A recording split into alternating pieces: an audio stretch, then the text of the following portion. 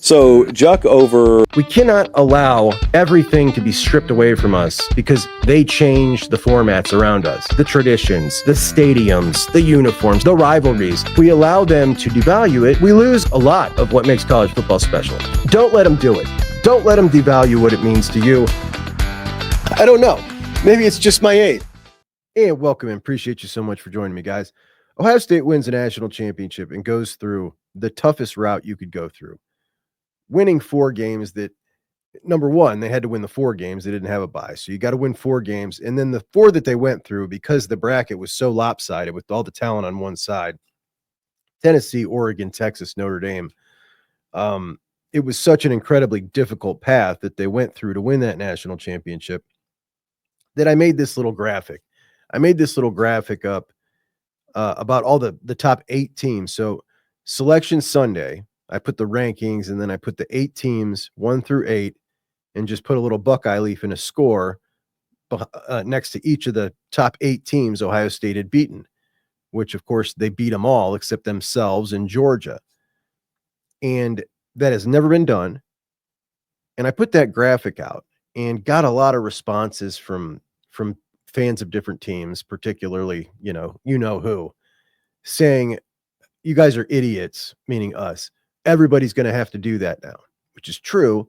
Everybody's going to beat 3 or 4 very high quality teams, but the odds that anybody's going to get the opportunity to play a Tennessee, Oregon, Texas, Notre Dame rated that highly to get to that national championship win, very, very long odds that somebody's even going to get that lined up like that. Like, that was a perfect storm to get that, to get 4 name brand teams like that are all rated so highly.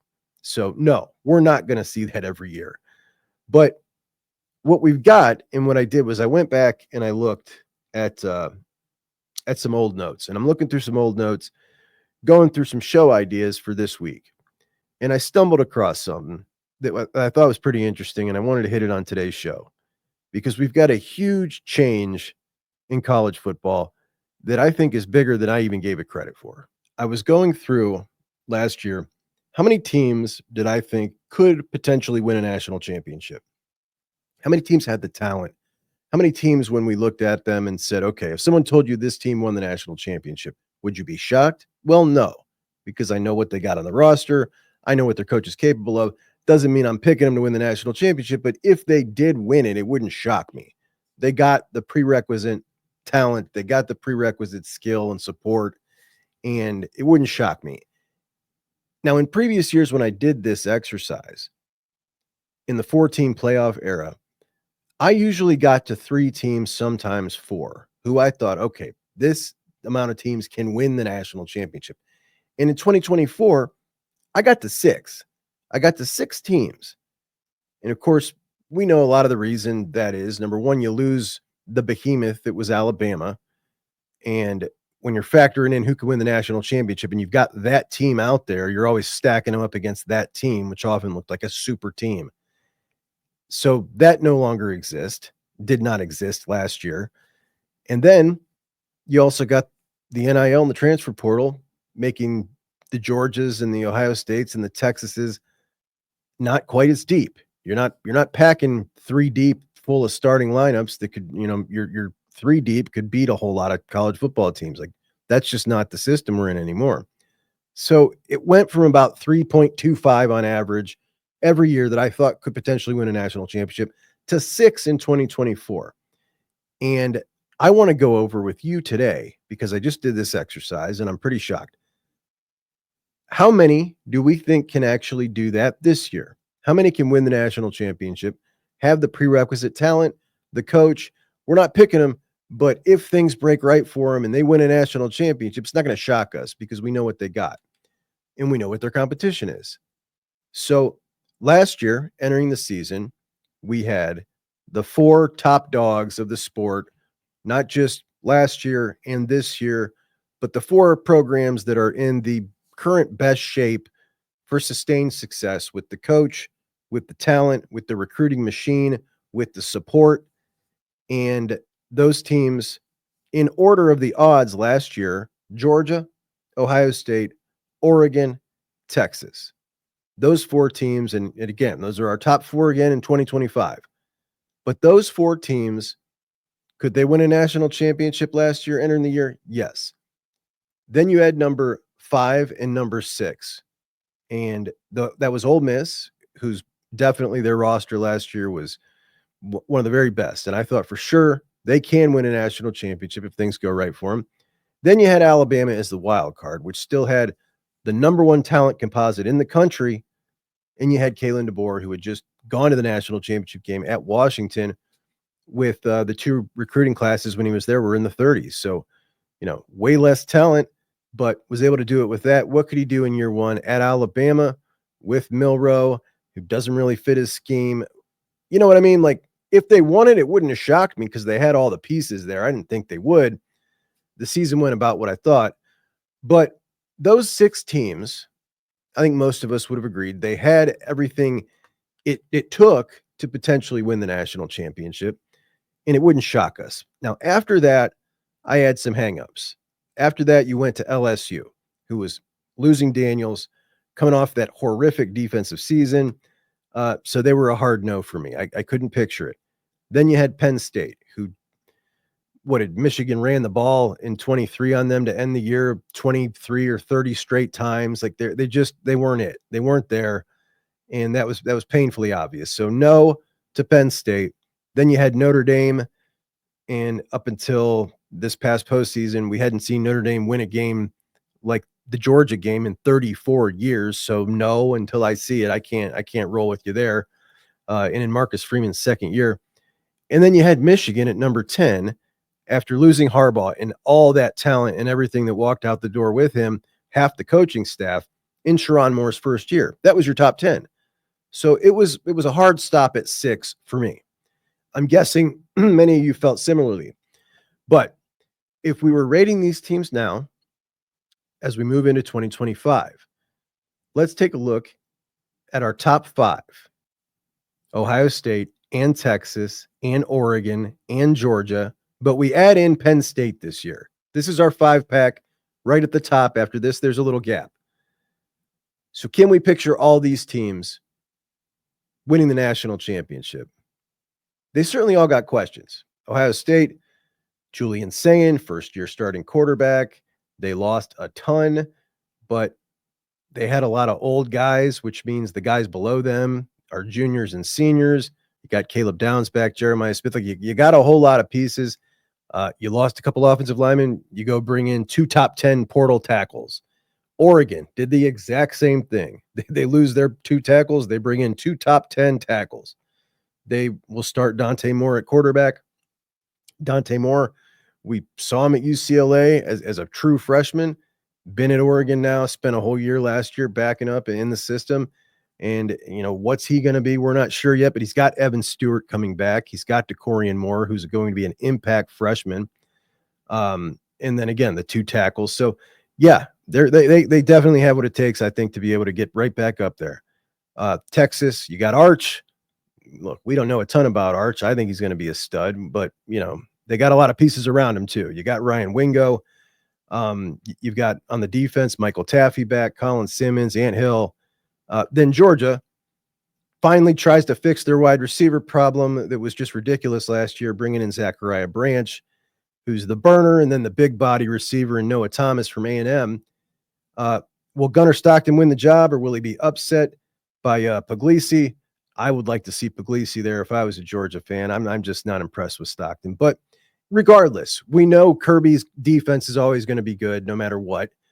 And, he can just got a way to win the big games. So those 4 definitely you can see winning a national championship. And then you got Penn State, your number 5, who bring back Drew Aller and Katron Allen and Nick Singleton and deny Dennis Sutton. It's an old team, and they look similar to Ohio State and similar to Michigan the year prior. They're trying to play that blueprint. A lot of people don't think Aller's got the goods to be able to do it. I think he does. But at any rate, at some point, it kind of feels like these guys are due to beat Ohio State and Michigan and Oregon. Like they got to do it sometime. No Tyler Warren anymore, and they're still not a big threat at wide receiver, but they'll get their shot at Oregon and Ohio State in the regular season, Oregon at home. And I think that they have what it takes to win a national championship. So that's our 5. The interesting thing about those 5 programs, Ohio State in returning production, 101st in the country. Texas in returning production, 103rd in the country. Oregon, 109th. Georgia, 105th. That is bad, and it really shows how much confidence people have in those 4 teams that they can just reload. Then you got Penn State, number 33, 33rd returning production. And to give you an idea, Ohio State last year was 56th. So Penn State has more returning production than Ohio State had last year. So that's our top 5. Now, who's number 6? Number 6 is Notre Dame, who gets almost everybody back but Riley Leonard and Xavier Watts on the defense. You got the 3-headed quarterback race at Notre Dame, so they'll have a first-year starter at quarterback, but same as everybody else in that top 5. And when I look at what Marcus has been able to do, recruiting just right around 15th in his couple of classes since he's been there, but some great identifications and getting these guys ready early because they've had a lot of contributions from young guys that have been playing that now are getting older, and I think they're going to be even better. I think they're going to be better than they were last year, a team that made it to the national championship. So can they win it all? Yes, I think they have what it takes. 7, Tennessee. Nico, now he's a vet.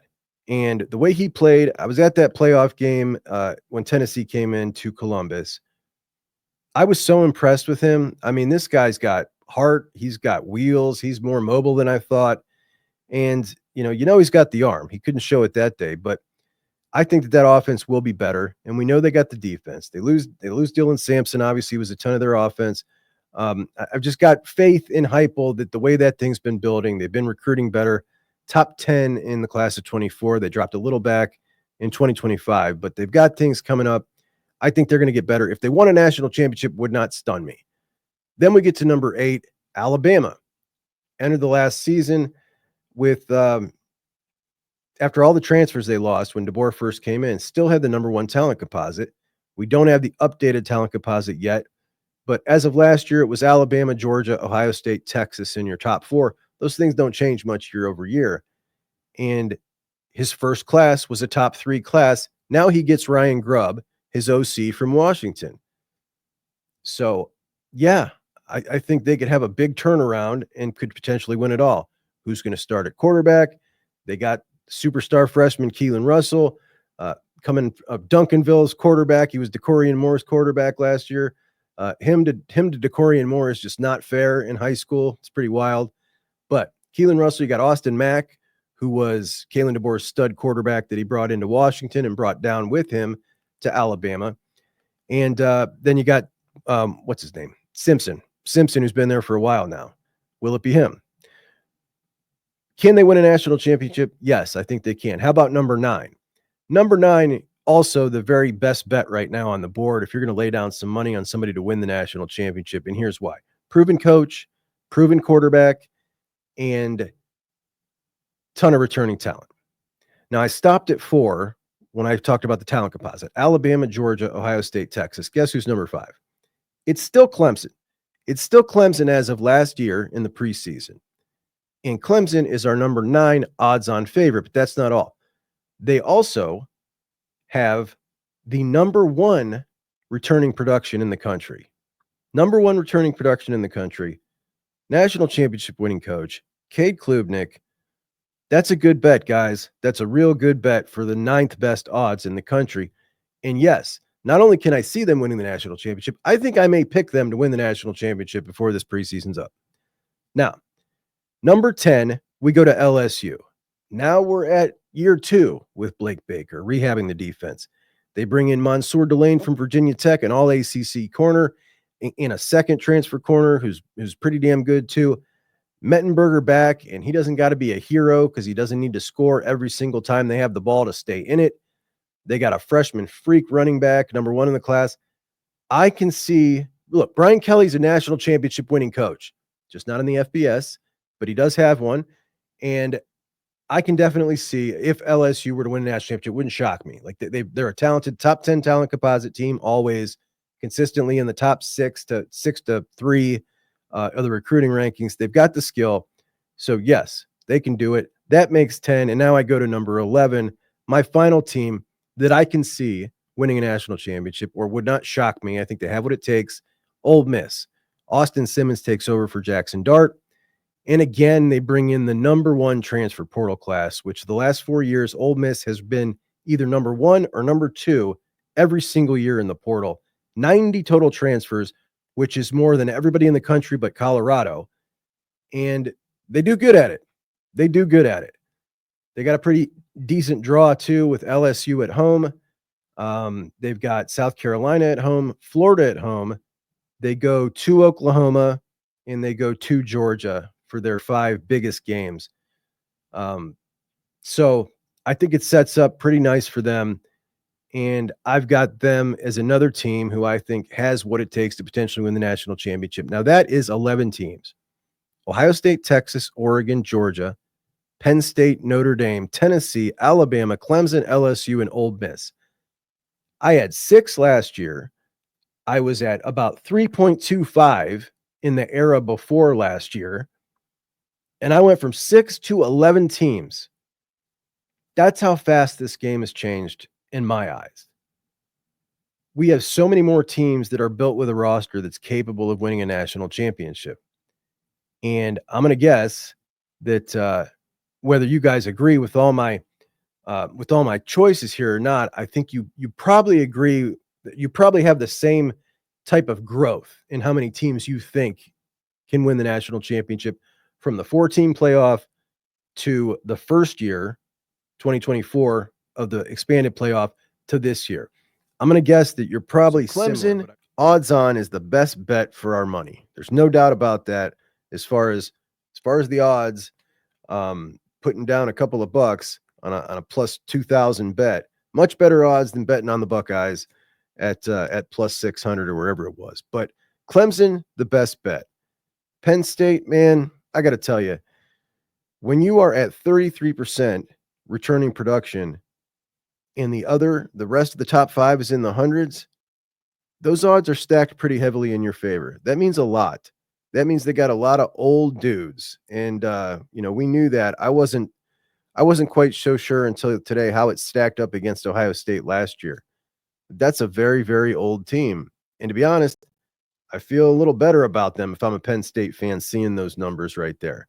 But they're still missing that one big problem of who the heck is Drew Aller going to throw the ball to? We know they can run the ball. They got both stud running backs back, but who's he going to throw to? My point is, and when I'm going through that exercise, I'm looking at Ohio State and looking at the run they had to go to win the national championship this year.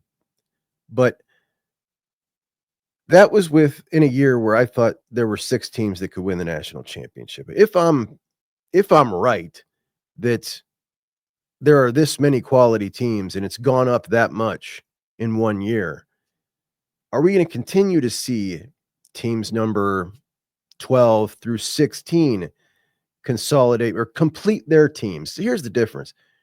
We're completing holes in our teams and making our teams more complete. And the more those teams complete, the better they are. And will we continue to see that pool of contenders deepen? Because when we're looking right now at 11 teams that look like each one of them could beat the other on any given day, to me, that is so difficult now, so much more difficult than it ever has been to win a national championship. We're already talking about how difficult the playoff is, but this makes it so much more difficult. And I am so glad that we got this one squeaked in 24, because from here on out, you look at teams like Oregon and Texas, who are kind of the next up, that are, all right, your back's against the wall now. Our back's off the wall. Feels good to have our back off the wall. Their backs are on the wall, and the road is so much tougher when you add more quality teams, which I think is what's going on here.